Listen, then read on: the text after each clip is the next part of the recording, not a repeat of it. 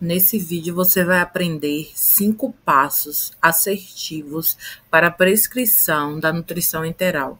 Você pode aplicar tanto no adulto, no idoso e na criança. É claro, fazendo as adaptações necessárias, tá certo? Vamos lá. Primeiro passo. Antes de qualquer coisa, você precisa avaliar o paciente. Antes do cálculo, vem o que é mais importante, a avaliação clínica e nutricional daquele paciente que está na sua frente. Depois, você vai entender o diagnóstico, o estado hemodinâmico dele, função gastrointestinal e o risco, se existe, de broncoaspiração, tá certo? Sem isso, qualquer prescrição é apenas um chute, então você precisa fazer toda uma avaliação completa. Também analisar os exames, eletrólitos, glicemia, função renal e hepática. Eles direcionam ao tipo de fórmula e o volume total que você vai precisar usar. Passo 2, definir as necessidades nutricionais. Agora sim, cálculo energético e proteico. Você vai definir quanto que ele precisa de energia e proteína de acordo com toda a avaliação que você fez dele. Se ele é um paciente que tem doença renal, se ele é um paciente, que teve uma queimadura ou que passou por um trauma, se é um paciente obeso, é um paciente desnutrido ou tem qualquer outra condição. Use as equações preditivas validadas, mas sempre com bom senso clínico, analisando sempre a necessidade do paciente. Lembre-se, o foco é atender às necessidades metabólicas, não apenas o peso corporal do paciente, levar em consideração um todo. Pacientes críticos, idosos e desnutridos exigem alguns ajustes mais refinados. Então, precisa ter atenção a esses pacientes. Ainda no passo 2, essa imagem que dá para ampliar o que eu falei, Se for um paciente pediátrico, usar sempre a necessidade de acordo com a idade, tá certo? E adulto e idoso, a gente pode usar a regrinha de 3, que é orientada pela ESPEN, pela ASPEN, de 20 a 30 quilocalorias por quilograma de peso dia, proteína de 1,2 a 2 gramas por quilograma dia, de acordo com a necessidade do paciente. Passo 3, você vai escolher a fórmula adequada. A escolha da fórmula é o coração da prescrição, A gente não deve escolher pela marca, e sim pela necessidade do paciente e as marcas que estão sendo usadas dentro do hospital que você está trabalhando, Então, assim, quais são as fórmulas que são padronizadas no hospital que você trabalha? Observe sempre qual a via de administração, o que o médico prescreveu, a via gástrica, ou pós-pilórica, ou jejunal. Isso vai modificar o tipo da fórmula, Composição da fórmula, você vai escolher se é polimérica, oligomérica ou específica. O objetivo vai ser manutenção, recuperação ou suporte só metabólico. Lembre-se que não existe a fórmula ideal, existe fórmula adequada ao caso clínico do paciente. Passo 4, defina o volume, velocidade e via. Depois de você escolher a fórmula, você vai ajustar o volume total diário, vai colocar a velocidade de infusão, vai ser contínuo, vai ser intermitente, depende também às vezes da logística do hospital. Se for um home care, você vai escolher como é que vai. Geralmente, sistema contínuo, ele precisa ser em bomba de infusão, Forma de administração, como eu já falei, vai ser contínua, intermitente, vai ser em bolos, precisa ser definida.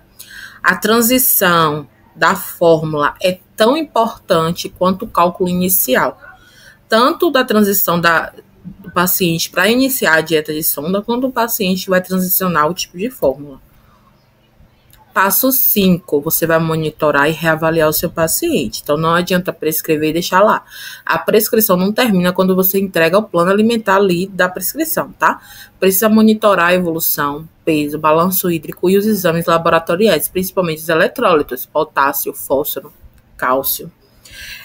É isso que diferencia a tentativa e erro de conduta clínica segura, tá? Essa avaliação e monitoramento. Reavaliar é a parte obrigatória da terapia nutricional enteral, então não adianta prescrever e deixar lá. Precisa voltar e olhar o paciente de perto. O paciente de nutrição enteral precisa ser avaliado todos os dias, reavaliado. Trouxe aqui um exemplo muito prático para vocês, né? Paciente, sexo masculino, 37 anos, com necessidade de receber dieta interal, pois foi acometido de um trauma na face, né? Após um acidente automobilístico. Segue estável, quinto dia após internação hospitalar. A avaliação dele, que foi feita, já para vocês entenderem quem é esse paciente, o paciente está estável, sem uso de drogas vasoativas, dejeções presentes, diurese também, sem vômitos e abdômen plano. Estado nutricional e atrofia em risco nutricional, sem sinais de depressão muscular adiposa grave, peso atual 68 quilos, altura 1,85, teve uma perda ponderal durante o processo de internamento pós-trauma, é muito comum, é natural que isso aconteça. O peso habitual dele antes do trauma eram 72 quilos, né? Nesses últimos dias ele vinha em alimentação parenteral e recebeu a prescrição de nutrição interal. E aí a gente vai calcular rapidinho. Antes de tudo, a gente precisa definir o estado nutricional do paciente, né? Fiz aqui o IMC, identifiquei que ele está em eutrofia, né? O IMC dele está 19,9, ele está eutrófico. No entanto, ele está em risco porque ele teve uma perda ponderal de 5,6 em percentual, né? E isso é analisado conforme, né, essa equaçãozinha para que a gente identifique o percentual. Aí a gente também joga nessa tabelinha, tá certo? Para poder ver o tanto, né? Se é leve, é moderada, é grave essa perda ponderal desse paciente. A gente precisa ter essa noção e identificar e sinalizar isso em prontuário, né? E o tempo que ocorreu, no caso dele, aconteceu em menos de uma semana, né? Então, assim, foi uma perda ponderal grave. Aqui é um quadro só de análise mesmo, para eu ter noção de como está meu paciente, né? O peso habitual direitinho, o peso atual, né? O IMC dele, a perda ponderal que ele teve e como é que isso aconteceu, né? E determinar, né? Que foi menos de 3 meses. Aqui houve até um erro, na verdade é perda grave, né? Que foi menor, maior que 5%, né? 5,60 já é maior que 5%. Eutrofia com risco nutricional.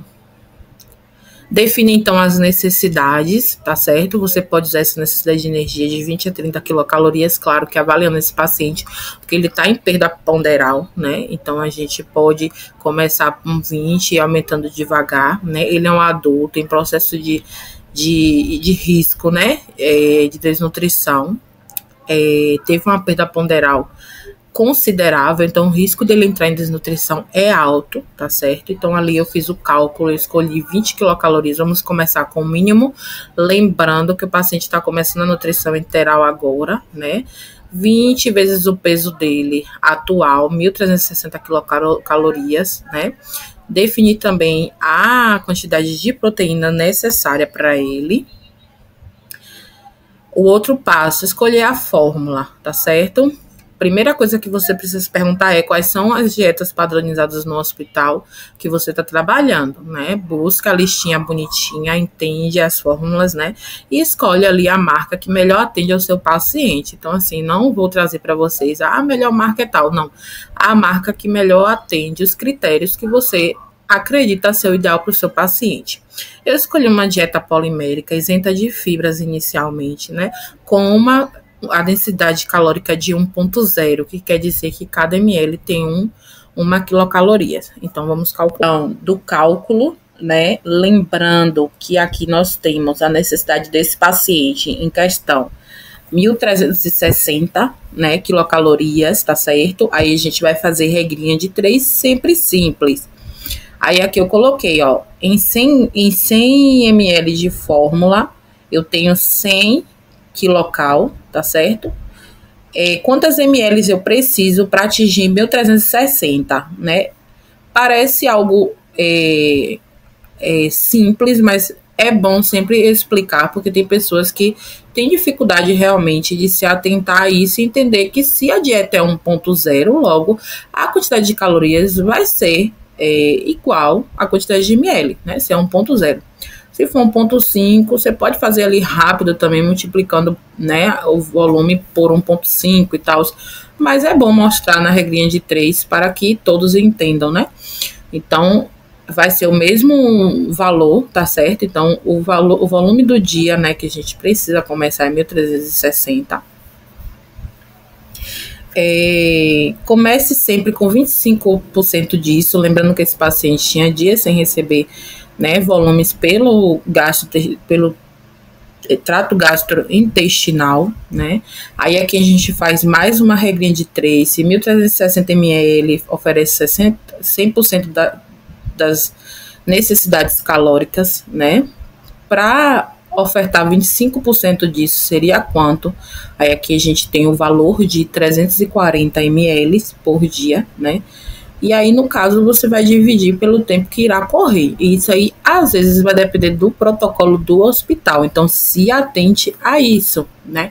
Eu trouxe aqui um exemplo que é comum em alguns locais, alguns hospitais que eu já passei, por exemplo, né? Correr 22 horas. Então, você vai dividir esse volume por 22 horas, que dá aproximadamente 16 ml. Vai dar 15 quebradinho, mas aí a gente aproxima para 16, para ter um cálculo, né, mais exato. E aí vai aumentando de acordo com a tolerância do paciente.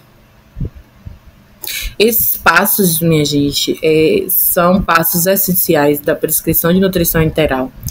Mas assim, se você quiser ir além, né, entender de ajustes clínicos, cálculo de osmolaridade, densidade calórica de forma mais ampla, né, com outras dietas, né, manejo em algumas outras situações e outras complicações, pacientes críticos, pacientes renais, pacientes pediátricos, pacientes prematuros, né, é só adquirir os cursos, né, que estão disponíveis na descrição desse vídeo, tá certo? Tem o curso de nutrição enteral e parenteral no adulto e no idoso, que é ênfase para adulto e idoso. Tem também o curso de nutrição enteral para pediatria. Tem o curso de terapia nutricional enteral no prematuro e tem o curso de prescrição de fórmulas infantis, disponíveis todos na descrição desse vídeo. Então, basta conferir, tá certo? Com preços promocionais, né, de Black, realmente de novembro, para vocês aproveitarem, né? E se de alguma forma esse vídeo ajudou você, né, então curte, comenta, né? Quero dominar a nutrição integral, tá certo? Comenta que eu vou te mandar o link, né? E posso até te enviar um cupom de desconto bem bacana, tá certo? Então não esquece, fica ligadinho.